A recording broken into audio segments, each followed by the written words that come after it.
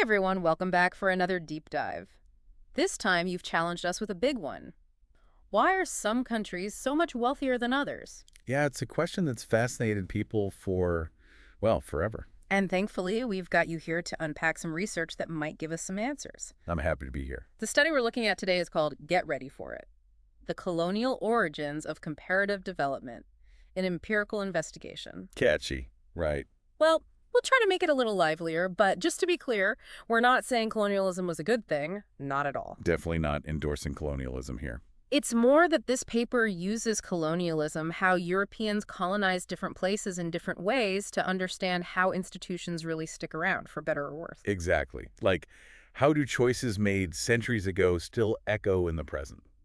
That's what we're interested in. So, to get into it, this paper argues that, broadly speaking, there were two kinds of colonies Europeans set up. Right. You've got your extractive states. Extractive meaning. Think of a place like the Belgian Congo. The goal there was to get in, take as many resources as possible, as quickly as possible, and get out. So, not a lot of investing in schools and roads and, like, a functioning legal system. Not so much. The colonizers weren't really interested in building a society. It was just about grabbing what they could. Brutal. Absolutely. Now, on the other hand, or maybe the other ship sailing to a colony, you have what some historians call Neo-Europes. Neo-Europe meaning? Places like the U.S., Canada, Australia, New Zealand, places where Europeans settled in larger numbers with the goal of recreating the societies they knew back home. So they're bringing their institutions, their ideas about law and government and all that with them. Exactly. Which brings us to the really wild part of this research. They start looking at settler mortality rates. By which we mean how many Europeans died in each colony. Grim stuff. Yeah, but it's all connected. How so? They found a really striking pattern. Places with really high settler mortality, often because of diseases like malaria or yellow fever. Those are the places that were far more likely to become those extractive states we talked about. Makes sense, I guess. If you're constantly worried about dying from some tropical disease, you're probably not thinking about, like, setting up a Supreme Court. Right. It's about survival at that point. Yeah. But on the flip side, the places with lower settler mortality, well, that's where it gets even more interesting. They were the ones who were more likely to become those Neo-Europes. They set up more lasting systems of governance, invested more in things like, education and infrastructure. Because they figured they were going to be around for a while, so they might as well make it livable. Exactly. It's like they were playing the long game. They were putting down roots. Well, in those high mortality places, it was more like grab what you can and get out. Right. Short-term thinking, short-term gains. But then that brings us to the million-dollar question, or maybe the million-dollar per capita question. How does all of this, the stuff that happened centuries ago, how does it actually connect to a country's wealth today? Okay, so this is where the paper gets really, really fascinating. It argues that those early institutions, those initial choices made during colonial times, they had this incredible staying power. Like inertia, almost. Yeah, exactly. Institutional inertia. I like that.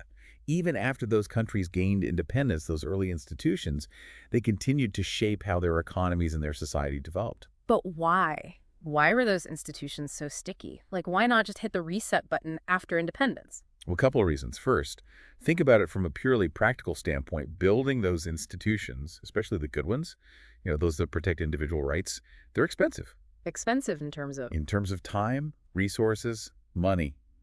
You've got to set up courts, create a whole legal framework, educate people, enforce the rules. It's a huge undertaking. And once you've gone through all that trouble?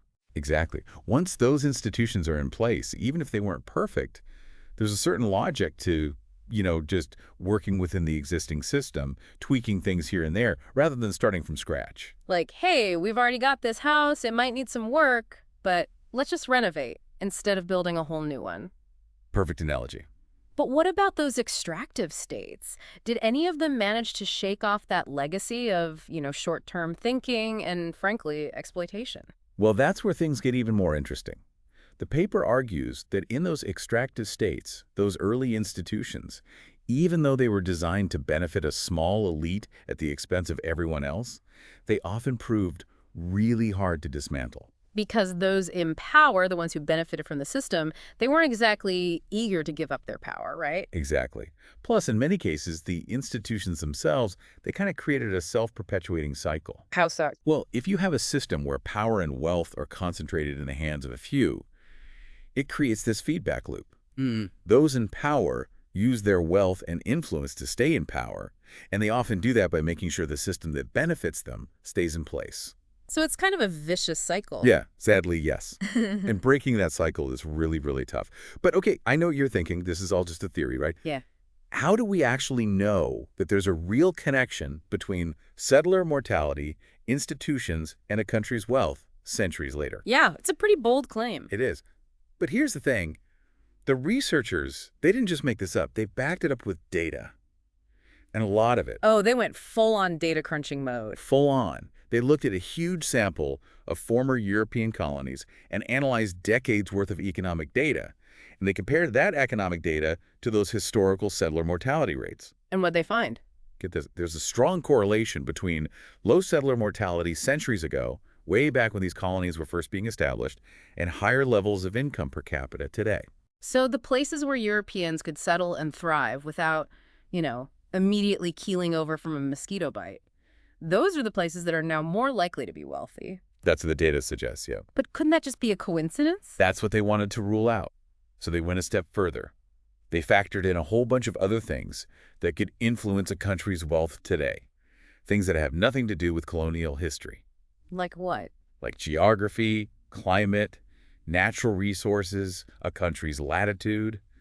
They threw it all in there. Just to make sure that this connection between settler mortality and wealth, this wasn't just some fluke, right? Exactly. And guess Won't what? keep me in suspense. The correlation, it held up, even after they controlled for all those other factors. Wow, that's actually kind of mind-blowing. It is pretty wild, isn't it? It really makes you think about the long-lasting impact of history, of how decisions made centuries ago can still be shaping the world we live in today. It's like we're not just dealing with the consequences of the past, we're living in the shadow of the past. Exactly. And those shadows, they matter. But hold on, let's go back to this whole idea of institutions being sticky for a sec, because there's a really important nuance here that we haven't really touched on yet.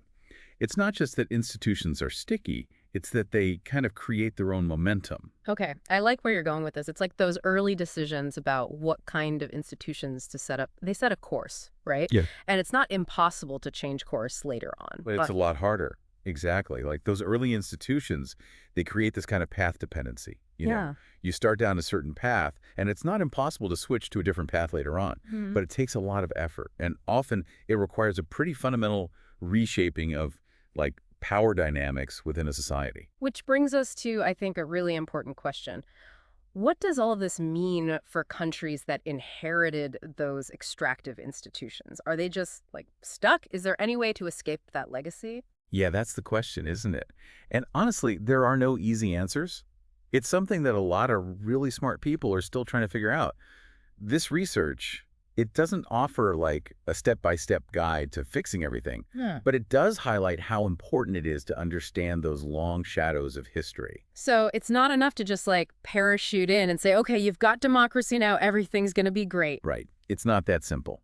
Because often those deeper structures, the ones that determine how power actually operates, they haven't really changed, even if the label on the box has changed. So you've got to address those underlying structures, those, like you said, invisible forces that shape how a society actually functions. Exactly. And that takes time, it takes resources, and honestly, it takes a certain amount of, like, self-awareness, a willingness to confront the ways in which the past might still be shaping the present, even if we don't always realize it. Which I think is a good reminder that this research, it's not just about economics, it's about understanding the world around us in a much broader sense. Totally. It's about, like, connecting the dots. It's about recognizing that the challenges we face today, whether it's poverty or inequality or political instability, they often have deep roots.